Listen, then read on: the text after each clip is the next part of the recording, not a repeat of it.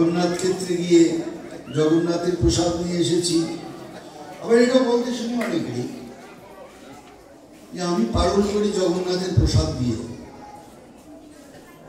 বৃন্দাবনের প্রসাদ দিয়ে আমি প্রতিদিন একাদশীর পরে পালন করি। সে কোন জায়গার প্রসাদ পায়? বৃন্দাবনের প্রসাদ, পুরীর প্রসাদ।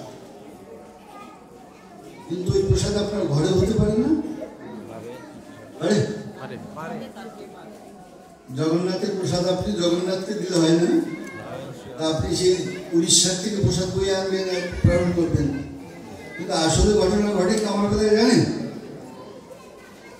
আমি যখন ওই পুরীর প্রসাদ বা বৃন্দাবনের প্রসাদ নিতে যাই, তখন আমার মনে পড়ে, কি মনে পড়ে? আমার ভিতরে তো বিভিন্ন ব্যাধি, আর বিভিন্ন ব্যাধি প্রেসক্রিপশনে ডাক্তার বলেছিল এটা খাওয়ার আগে, এটা খাওয়ার পরে, এটা রাত্রে, এটা দুপুরে, এটা সকালে, বলে না?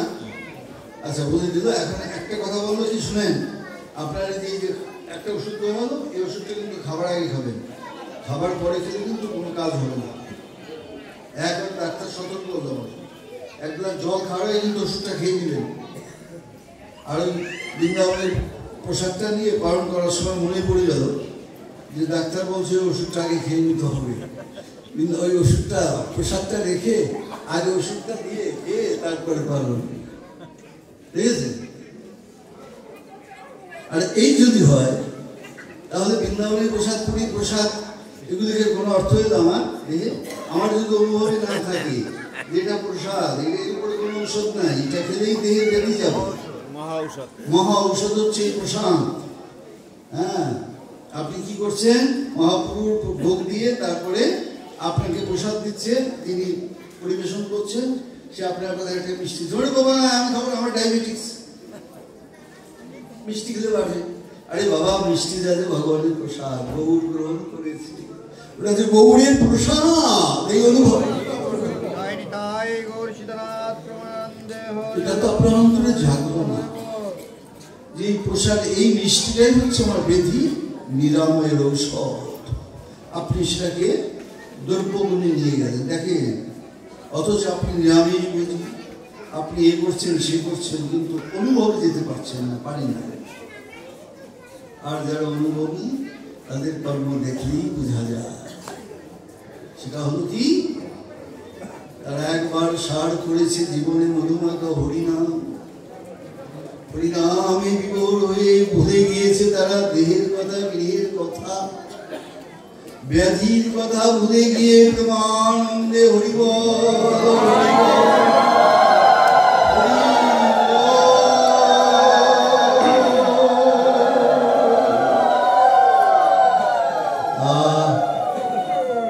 কি বলে তারা? তারা বলছে, তাদেরই চোখ দিয়ে জল ঝরে, তারা বলে বীজের মাঝে বৃক্ষ থাকে, চোখে না যায় দেখা, নামের মাঝে আছে রে মন, যুগল মূর্তি আঁকা, ওই নামের মাঝে আছে রে, ওই নামের মাঝে ভুবন ভুলাম রূপে, হরিনামের মাঝে আছে রে সদাই করো মধুর হরিনাম।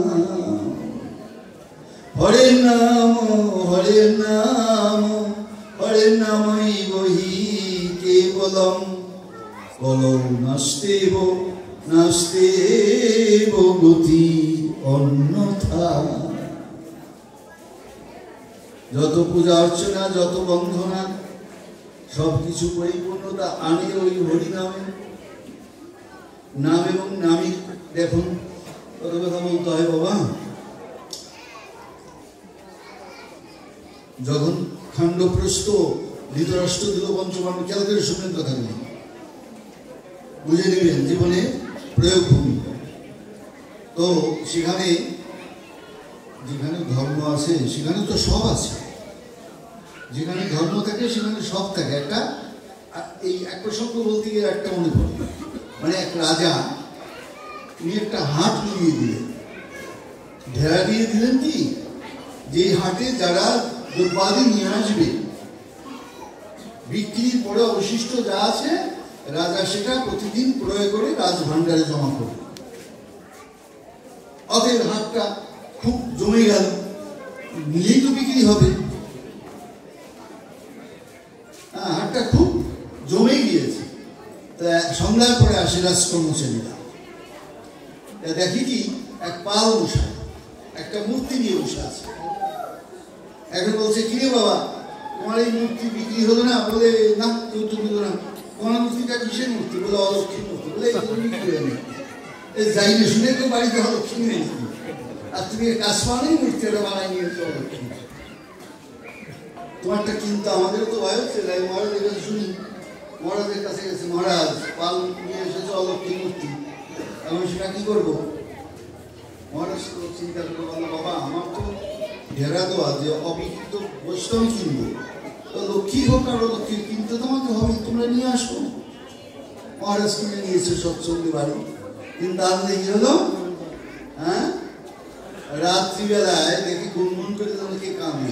মহারাজ খুঁজে খুঁজে বলছে, কে তুমি, কে তুমি?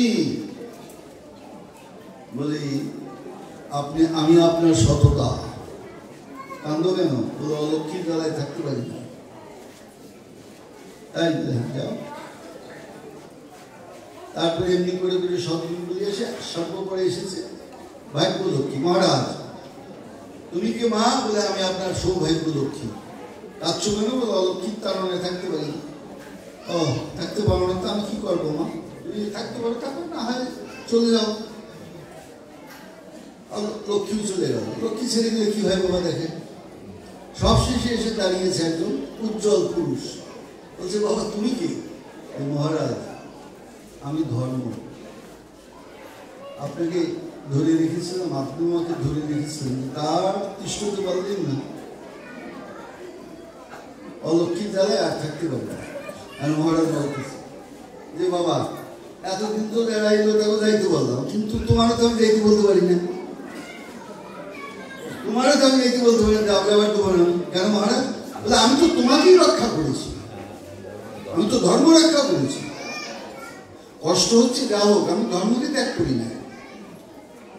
আমি ডেরা দিয়েছি যে যা অবিকৃত তাই কিনবো, তা তুমি আমার যাও কি বুঝে? তোমার তো যাওয়া চলে না বাবা। ধর্ম মাথা নিচে করে বলবো, মহারাজ আপনি ঠিকই বলেছেন, আমার যত কষ্ট হয়ে আমি আপনার কাছে থাকবো। এখন ধর্ম যেই রইল, পরের দিন তাহলে সব লেগে কি ব্যাপার? মহারাজ ধর্ম যেখানে আমরাও সেখানে, ধর্ম যেখানে আমরাও সেখানে, আপনাকে ত্যাগ করতে পারবো না। তো যদি কেউ ধর্ম রক্ষা করে তাহলে আর কাউকে ডাকতে হয়, তা ডাকতে হয়। তো খাণ্ডবপ্রস্থ যখন যুধিষ্ঠির ধার্মিক রাজা, সেখানে ধর্ম আছে, সেটা খাণ্ডবপ্রস্থ হয়ে গেল ইন্দ্রপ্রস্থ, বিশাল বৈভবের অধিকারী। গোবিন্দ বললেন, মহারাজ আপনার যে সৌভাগ্য, আপনার ভাইয়েরা ভারতের শ্রেষ্ঠ যোদ্ধা, তো আপনাকে সম্রাট হওয়াই উচিত। বলে কি করতে হবে? সমস্ত রাজাদের পরাজিত করে বর্ষতা স্বীকার আনতে হবে। বলছে মাধব ওই যুদ্ধ বিগ্রহে, বলে এটা কি ঠিকভাবে আপনার বলা, আপনি ভগবত স্থাপন করবেন না, তা আপনার যেটা ভালো মনে করেন মাধব, তুমি যেটা ভালো মনে করো। বলে একমাত্র সমস্যা আছে জরাসিন্ধু, মগধ অধিপতি জরাসিন্ধু। জরাসিন্ধু যদি পরাজিত হয় তাহলে আপনার আর সম্রাট হওয়ার কোনো বাধা নেই। তো জরাসিন্ধু তো বিশাল শক্তি, তার কাছে আমরা কি? বলে ক্ষত্রিয়রা কৌশল অবলম্বন করে। জরাসিন্ধুকে বোধ করতে হবে সম্মুখ সমরে নয়, কৌশল অবলম্বন করে। বলে সেটা কি? বলে সেটা যথাস্থানে প্রয়োগ হবে। আপনি অনুমতি দিলে অর্জুন এবং ভীমকে নিয়ে আমি যাব।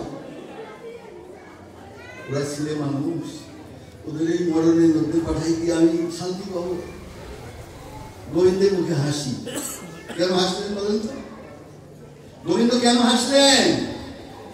হাসলেন এই কারণে যে মহারাজ যুধিষ্ঠির সবসময় বলে যে যথা ধর্ম তথা জয়, হে গোবিন্দ তুমি যার কাছে থাকো তার কোনো বিপদ হবে না। যুধিষ্ঠির কি বলেন, যেখানে গোবিন্দ থাকে তার কোনো বিপদ হয় না। আর বললো কি যে আমি যাবো দুজনকে নিয়ে, বলছে ওদের আমি পাঠাতে পারি ছোট ওরা। হ্যাঁ, যুধিষ্ঠির ভুল বুঝলো, বললো গোবিন্দ আমি তোমার চরণে সঁপে দিলাম, আমার দুই ভাইকে যাও নিয়ে যাও।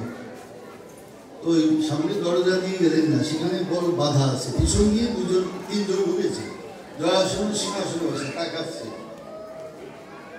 গভীরভাবে তাকাচ্ছে, আসলেই যত জ্ঞানী।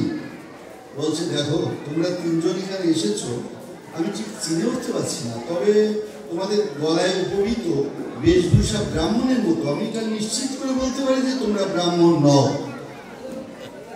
তোমরা তোমাদের পরিচয় গোপন করে এসছো। গোবিন্দ বলছে হ্যাঁ মহারাজ ঠিক বলেছে, আমি বসুদেব সুত বাসুদেব। ও 18 বার আক্রমণ করেছি, তোমার খুঁজেছি, তুমি পালিয়ে গিয়েছো, তুমি আমার ভয়ে পালিয়ে গিয়েছো। তারপর কৌশল করে সমুদ্রের মধ্যে গড় নির্ণয় করেছ, তোমার মোহশক্তি দিয়ে মথুরাবাসীকে সেই গড়ে দিলে, যার যার বাড়ি ঘরের দরজা সে চিনে। যখন দ্বারকায় এদের মথুরাবাসীকে ঘুম ভেঙে গেল, তখন ওরা দরজা খুঁজে পায় না বের হওয়ার। এখন সকলে উচ্চস্বরে বলছে দ্বার কাহা, দ্বার কাহা, দ্বার কাহা, দ্বার কই? ওই দ্বার কাহা থেকে নাম হলো দ্বারকা। এই দ্বার কাহা শব্দ থেকে নাম হচ্ছে দ্বারকা, দ্বারিকা, দ্বারকা। দেখো, আর এই দুজন বলে ভীম, পাণ্ডবপুত্র ভীম আর অর্জুন। কি বলতে চাও তোমরা? বলে আমরা আপনি যে যা চাই তাই তো তাকে দিয়ে থাকেন, আমরা আপনার সাথে দ্বন্দ্ব যুদ্ধ করতে চাই। মরবার বাসনা হয়েছে, ওই পুকার পাক বজায় পরিবার তবে। দর্শক কথা বল, ওই পাক বুঝিয়েছে না। শোনো মাধব, তুমি যত গুণান্বিত হও না কেন, তুমি মৃত্যু কয়েকবার 18 বার পালিয়েছ, যে আমার থেকে পালায় আমি তাকে মারি না, তোমার সাথে যুদ্ধ করবো না, যাও। গোবিন্দকে দিলেন বাদ দিয়ে। অর্জুন তুমি ধনুর্বিদ্যায় পারদর্শী, দ্বন্দ্বযুদ্ধ তুমি জানো না, আমি তোমার সাথেও দ্বন্দ্বযুদ্ধ করবো না। ভীম কিছুটা করতে পারে। এখন কথা হলো যে এক গোবিন্দ সে তাকে পরাভূত করতে পারে, অর্জুনকে পরাভূত করতে পারে, সেই জরাসন্ধ কৌশলটা কিন্তু অবলম্বন করলো না। এখন এখানে যে কথাটা হবে সে কথাটা হলো যে জরাসন্ধর এই বুদ্ধিভিত্তিকে এইদিকে পরিচালিত করলো। আপনি এই পথ দিয়ে গেলে আপনার অবশ্যম্ভাবী বিপদ। আমরা কি করি, লঞ্চের টিকিট কেটে লঞ্চে গিয়ে জলে ডুবে পড়ি, বাসের টিকিট কেটে বাস অ্যাক্সিডেন্টে মারা যাই। আমরা তো আদৌ জানি না যেখানে গিয়ে মারা যাবে, কেন বাসে উঠি আমরা। এবং যোগপথ জরাসন্ধ ভুলটা কেন করলেন? এখানে যে জিনিসটা কাজ করে সেটা হচ্ছে যোগমায়া। গোবিন্দের একটা পবিত্র শক্তি হচ্ছে এই যোগমায়া, সেই ভক্তকে রক্ষা করে, অভক্তকে নিধন করে। আপনি বিপদ থেকে মুক্তি পাওয়ার জন্য কাকে ডাকবেন? এই যোগমায়াকে। যোগমায়া চিৎ শক্তি, আপনাকে জানতে হবে। চিৎ মানে জ্ঞান, যেটাকে নলেজ বলে সংস্কৃতে, সেটাকে বলে চিৎ, খণ্ডত্ব, চিৎ। আর এই গোবিন্দের এই চিৎ শক্তিটা হচ্ছে যোগমায়া। আর যেখানে যোগমায়ার যোগ আছে, অর্থাৎ আপনি গোবিন্দের এই জ্ঞান সম্পর্কে, গোবিন্দ কতখানি শক্তিমান এই সম্পর্কে যখন আপনি জ্ঞানী হবেন, তখনই আপনি বিপদে পড়বেন না।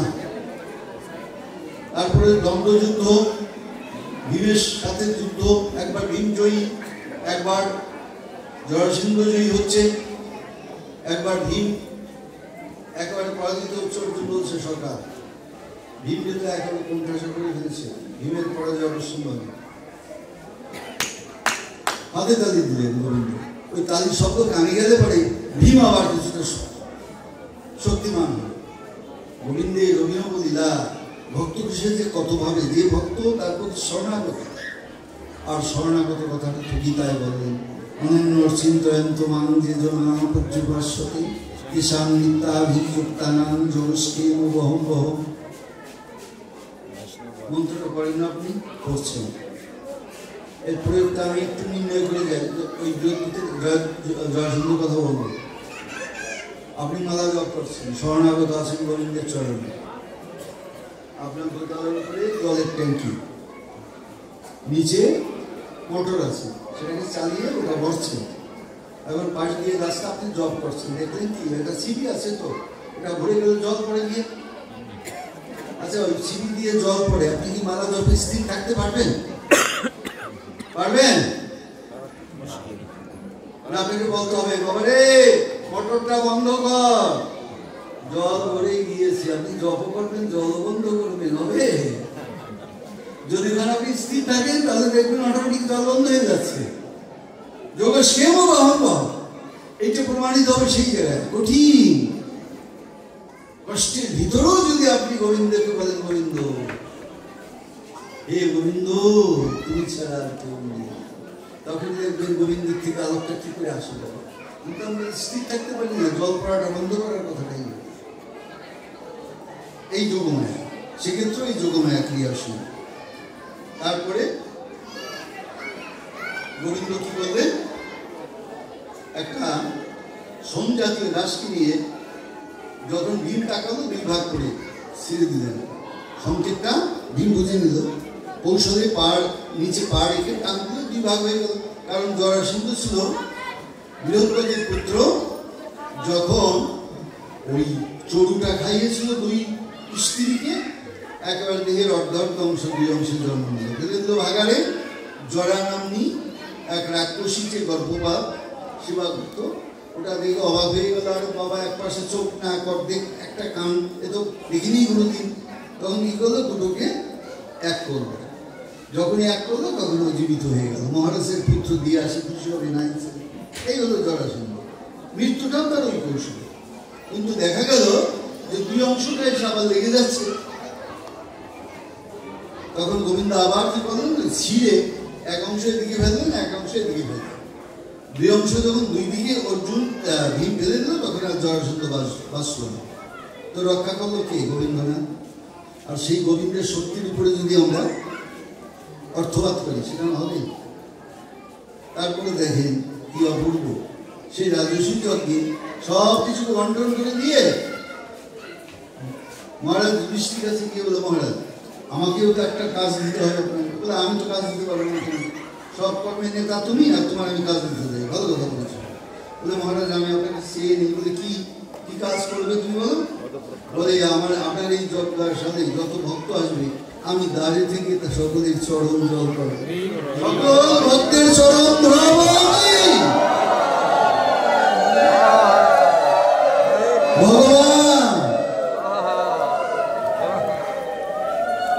ভগবান ভক্তের সেবা করতে কতটা আনন্দিত, সে কি শুধু ভক্তের সেবাই গ্রহণ করে, সে ভক্তকেও সেবা করে, ভক্তেরও সেবা করে। এই তো ভাগবত, এই তো চরম কথা ভাগবতে। ভাগবতের চরম কথাটা তো এখানে আছে। আর সেই সেবার পরিপূর্ণতায় এসেছে গৌর লীলায়। গৌর জীবন্ত ভাগবত রূপে সেখানে প্রকাশমান হয়নি। যে লীলাগুলিকে তিনি করেছেন, না অশ্ব, না কোনো উপদেশ, না কিছু, আপনি আচরণ ধর্ম জীবকে শিখিয়েছেন, যেটা জীবন্ত ভাগবত রূপে কলিতে প্রকাশ পেয়েছে। দুই ভাই হৃদয়ের খালি অন্ধকার, দুই ভাগবত শোনে পড়ায় সাক্ষাৎকার। সেই সাক্ষাৎকারের কথাটা এখন আমরা সাধন করি।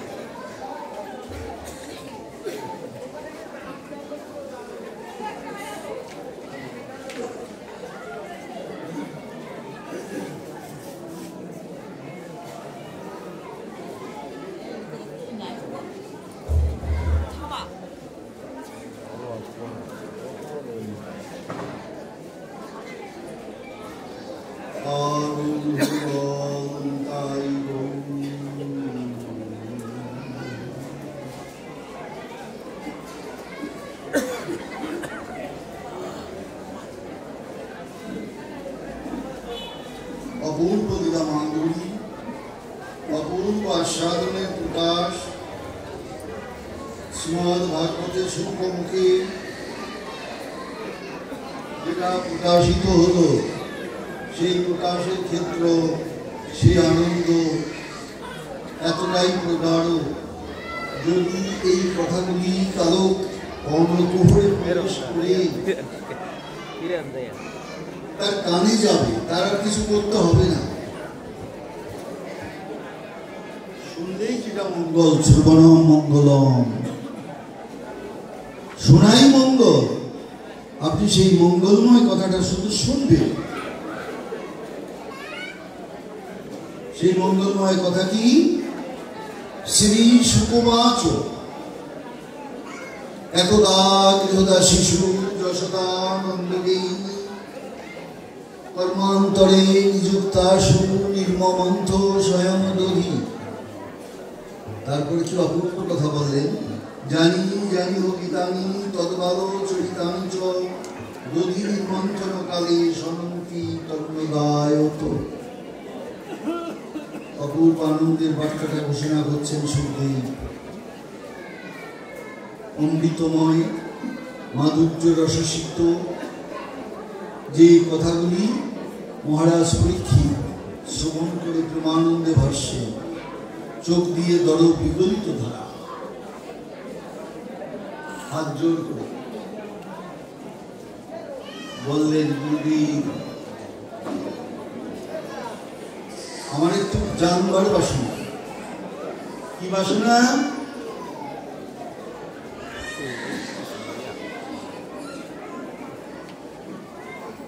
নির্মমন্থ স্বয়ং দধি।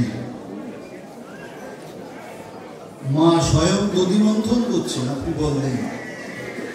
কিন্তু আমার জিজ্ঞাসা যে মা তো রাজরানী, মা রাজরানী, সে কেন দধি মন্থন করবে?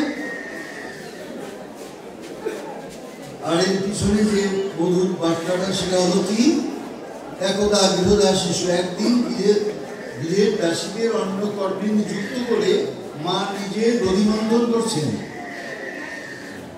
আপনারা বলতে পারেন এই দিনটা কবে ছিল? কারো জানা আছে? কোন দিন মা নিজে দধি মন্থন করেছিল ভাগবতে? কোন দিন?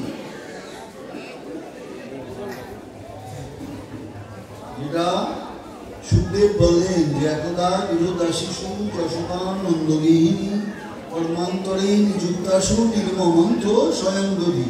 সে নিজেই দধি মন্থন করছেন নবনী উৎপন্ন করার জন্য। কবে দিনটা? হ্যাঁ, মাস তো কার্তিক মাস। হ্যাঁ, কার্তিক মাস। হ্যাঁ, দামোদর কার্তিক মাস। কার্তিক মাসকে দামোদর মাস বলা হয় কেন? দাম বন্ধন, দাম দড়ি দিয়ে পেট বেঁধেছিলেন মা যশোদা গোপালে। মা যশোদা দড়ি দিয়ে গোপালকে বেঁধেছিল উদর পিছ পেঁচিয়ে। এই জন্যে ভগবানের এক নাম দামোদর। আচ্ছা, ওই যে বাচ্চাটা আছে, ওই বাচ্চাটাকে কালকে আমি ওই ফিতে দিয়ে পেটে বেঁধে দেবো, ওর নাম কি দামোদর হবে? একটা বাচ্চা পেটে কার্তিক মাসে আমি ফিতা দিয়ে পেট পেঁচিয়ে দেবো, বলবে না ফিতাকে দামোদর? কেন বলবেন না? ওর তো দামোদর। কি হবে, বলবেন না কেন? বলবেন। কারণ হলো যে এই পদটা হচ্ছে বহুপ্রীত পদের অন্তর্গত। দেশ বাক্য করলে আসে কি? দাম উদরে যাহার। যদি ব্যাস বাক্যের উপরেই আপনি নির্ভর করেন, দাম উদরে যাহার, সেই যদি দামোদর হয়, তাহলে কি হবে? আপনি যার পেট পেঁচিয়ে বাঁধবেন দাম, সেই তো দামোদর হবে। কিন্তু না, এই সমাসটা বলা আছে যে সমাস নিষ্পন্ন পদ, সমসমান পদ দ্বারা সৃষ্ট পদ না বুঝাইয়া যখন সমসমান পদের সৃষ্ট একটা নির্দিষ্ট বস্তুকে বোঝানো হয়, হ্যাঁ, সেটা হচ্ছে বহুব্রীহি। এই যে দেখেন, অর্থাৎ দামোদর বলতে গোবিন্দকেই বোঝাবো। আপনি অন্য বাচ্চাদের দাম দিয়ে বেঁধে দামোদর করতে পারবেন না, কারণ তাদের এটা ভুল হয়ে সিদ্ধান্তে ভুল হয়ে গেল, বহুবিধ সমস্যা আসবে না, বহুবিধ সমস্যা আসবে না। তো বাবা বললেন কি অনেকটা কাছিয়ে কথা বলেছেন, সেটা হলো কি যে কার্তিক মাসে এসেছিল, কিন্তু দিনটা বলতে হবে। কার্তিক মাসে কয় তারিখ ছিল সেটা, কোন তিথি ছিল, কি বাবা বলেন বাবা? আরে বলবো তো আমি নিশ্চয়ই, কিন্তু আপনার অপারগতা আপনি স্বীকার করবেন না। এবং এখানে আমার প্রশ্ন থাকবে যে আপনি ভাগবত শুনছেন, আপনি ভাগবত শুনছেন, কিন্তু আপনি কতটুকু শিখছেন? এই কথাটা তো কেউ তার মুখে শুনি নেই। ও সেটা আমি গ্রন্থেও পাই নাই। এই দাম বন্ধনীরা তো আমি আমার ভাগবত আছে, কিন্তু পাই নাই, সেখানে উল্লেখ নাই। কেউ যদি লীলা ব্যাখ্যা না করে, কারণ এখনকার দিনে দেখা যায় অধিকাংশ পাঠকই আমরা নিয়মতান্ত্রিক মার্গটাকে বেশি করি, বেশি কথা বলে প্রদীপ পাল। আপনারা শুনেন না? হ্যাঁ হ্যাঁ হ্যাঁ। আমার একবার ইচ্ছা আছে ভারতে গিয়ে ওনার সাথে দেখা করবো, দেখা করে বলবো বাবা আমি বাংলাদেশ থেকে আসছি, আমি আপনাকে একটা কথা বলতে জিজ্ঞাসা করবো। বাবা কি কথা? বলে আপনি যে কথাগুলো বলেন সে কথা কি আপনি ব্যক্তিগত জীবনে পালন করেন? তার উত্তরটা উনি কি দেন যে আপনি আমাকে যা শিখান আপনি কি তা শিখেছেন? Easy to say but hard to do. এখানে বেশি অনেক বলা যায়, কিন্তু করাটা খুব কঠিন বাবা। যে কর্মে যে করে সে হয় কর্মী। আর গীতায় বলেছেন কি বললো? কর্ম মানেই দোষযুক্ত, বলেন কর্ম মানেই সেটা দোষযুক্ত, কিন্তু দোষযুক্ত কখন হয় না? কর্মে দোষযুক্ত কখন হয় না? যদি আপনি বলতে পারেন তস্মিন তুষ্টে জগৎ তুষ্ট। হ্যাঁ, আমরা শেষে বলি না কথাটা, আমার যত কর্ম আমি গোবিন্দের চরণে সমর্পণ করলাম। আমার যত কর্ম আছে কর্মফল আমি গোবিন্দের চরণে সমর্পণ করলাম, তখন সেটা হবে দোষ মুক্ত। আর যতক্ষণ বিন্দুমাত্র অহংকার থাকবে তা কিন্তু হবে না। এই ঘটনাটা ঘটেছিল, আপনারা শ্যামা মায়ের পূজা করে একটা বড় বৈষ্ণবী উৎসব পালন করেন, সেটা কি?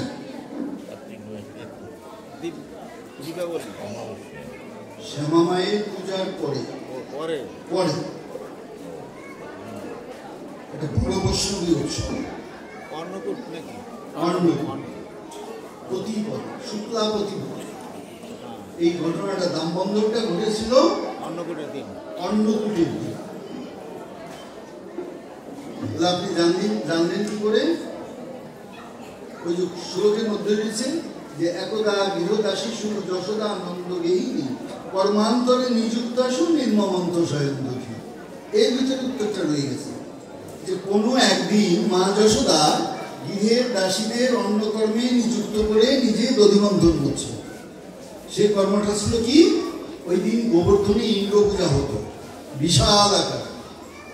আগের দিনই মা যশোদা বলতো তোরা যারা আছিস ভালো কাজ করতে পারিস, হ্যাঁ আজকে রাত্রেই যাওয়া উচিত, যে যারা যাবি না তারা কালকে ভোর হওয়ার সাথে সাথে চলে যাবে, কারণ অত বড় যজ্ঞ, অত ভক্ত, অত সেবা আপনারা অন্নবেন না, এটা সাধারণে পারবে না।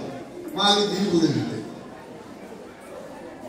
এই যে মা যশোদা অন্নকামে নিযুক্ত করতেছে, পরের দিন দেখা গেল কি সকলেই গিয়েছে, দু চারজন যায় না।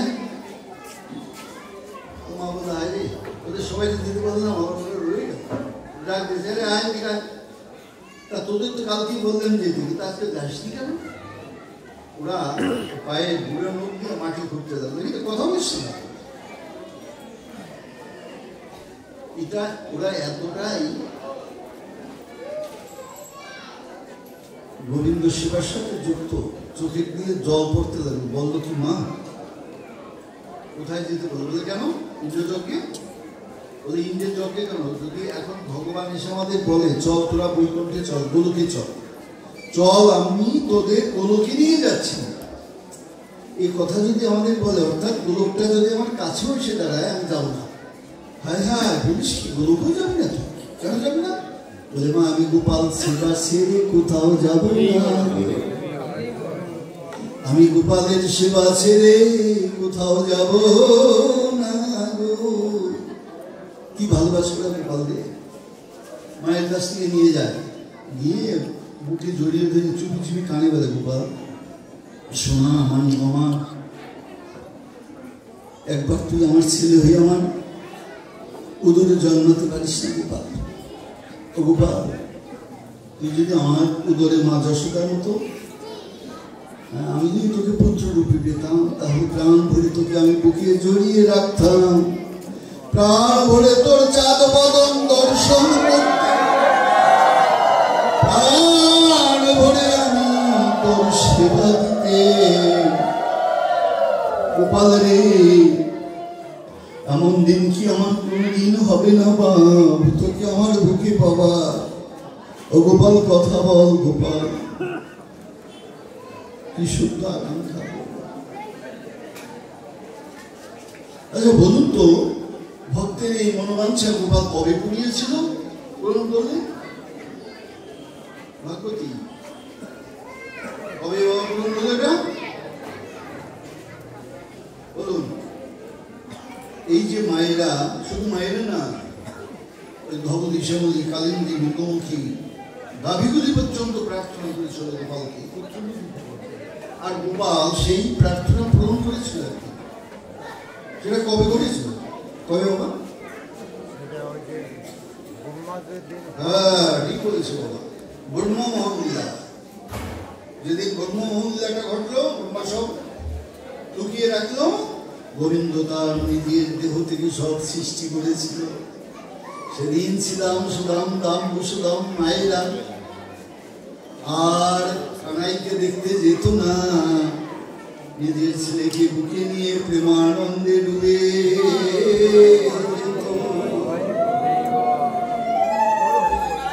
গোপাল সেবা যুক্ত হয়ে তারা প্রেমানন্দে। আপনি কথাটা শুনলেন, এই সৌভাগ্যে আপনি হতে পারেন না, আমি হতে পারি না। আপনি তো আমাকে জিজ্ঞাসা করেন যে আপনি জানেন তো আপনি হয়েছেন কি, বলতে পারেন তো বটে, তা আমি বলবো না হই নাই।